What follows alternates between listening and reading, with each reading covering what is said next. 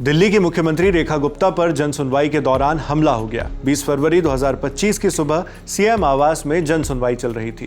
गुजरात के राजकोट का रहने वाला राजेश खिमजी नाम का एक शख्स भी जन सुनवाई में आया था। राजेश की उम्र करीब 41 साल बताई जा रही है। दिल्ली बीजेपी के प्रवक्ता प्रवीण शंकर कपूर के मुताबिक उसी ने सीएम को कुछ दस्तावेज दिए पहले। इसके बाद किसी बात को लेकर उनमें कहासुनी हो गई। आरोपी तेज आवाज में सीएम से बातचीत करने लगा और अचानक उसने सीएम पर हमला करने की कोशिश की। वहां मौजूद प्रत्यक्षदर्शियों ने बताया कि यह वाकया सुबह करीब 8:05 का है। दावा यह भी किया गया कि राजेश नाम के इस शख्स ने सीएम को थप्पड़ मार दिया। सुनिए वहां मौजूद लोगों ने क्या बताया। मैं लाइन में लगा हुआ था, बिल्कुल करीब था। मैंने देखा वो बिल्कुल गंदे कपड़े, शराबी की हालत, हाथ में कुछ कागज ले रहा था। वो डायरेक्ट वो अटैक करने को आया। अब इतनी सिक्योरिटी होने के बाद भी सीएम पे कोई हादसा कर रहा है, ये बहुत चिंताजनक बात है। हम आए हैं, बस इतनी देर में बस मैडम आई है, अंदर से निकली हैं और वो सबसे मिलने के लिए जन सुनवाई के अंदर उन्हें स्टार्ट करने लगी। इतनी देर में एकदम वो ताक में था और उसने एकदम हमला किया। वाकया 8:05, 8:10 के आसपास का है। वहीं दिल्ली बीजेपी अध्यक्ष वीरेंद्र सचदेवा ने सीएम को थप्पड़ मारने वाली बात को गलत बताया है। उन्होंने कहा कि आरोपी ने सीएम का हाथ पकड़कर खींचा। इसी दौरान सीएम रेखा का सिर मेज के कोने से टकरा गया। सुबह जन सुनवाई के दौरान मुख्यमंत्री जिस तरह से जनता के बीच में रह के लगातार बात करती हैं, वो बात कर रही थी। ऐसे में एक शख्स उनके पास आता है, कुछ कागज आगे रखता है और अचानक उनका हाथ पकड़कर उनको खींचने की कोशिश करता है। और उस दौरान थोड़ी सी धक्का मुक्की जो होती है, तो कुछ सर उनका शायद हल्का सा लगा है किसी कोने पे, और उसके बाद तत्काल लोगों ने उसको पकड़ लिया है। कौन है वो आदमी, क्या उसकी जानकारी है, पुलिस जांच पड़ताल कर रही है।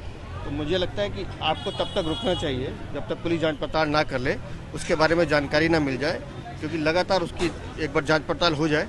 मुख्यमंत्री की हालत अभी स्थिर है, डॉक्टर्स उनको देख चुके हैं। वीरेंद्र सचदेवा ने यह भी बताया कि डॉक्टर्स ने सीएम रेखा की जांच कर ली है और वो आगे की सुनवाई जारी रखेंगी। वहीं दिल्ली के पूर्व सीएम अरविंद केजरीवाल ने इस घटना की निंदा की। उन्होंने एक्स पर लिखा, दिल्ली की मुख्यमंत्री रेखा गुप्ता पर हुआ हमला बेहद निंदनीय है। लोकतांत्रिक व्यवस्था में विचारों का मतभेद और विरोध स्वीकार्य है, लेकिन हिंसा के लिए कोई स्थान नहीं हो सकता। मुझे विश्वास है कि दिल्ली पुलिस उचित कार्रवाई करेगी। आशा है कि मुख्यमंत्री पूरी तरह सुरक्षित और स्वस्थ हों। वहीं कांग्रेस सांसद प्रमोद तिवारी ने कहा कि राजनीति में हिंसा की कोई जगह नहीं होती। जिसने भी ये किया है उसकी जांच होनी चाहिए। राजनीति में हिंसा की कोई जगह नहीं होती। मुख्यमंत्री, मंत्री, विधायक या किसी, लेकिन भारतीय जनता पार्टी तो हिंसा की अम्मा है, जननी है।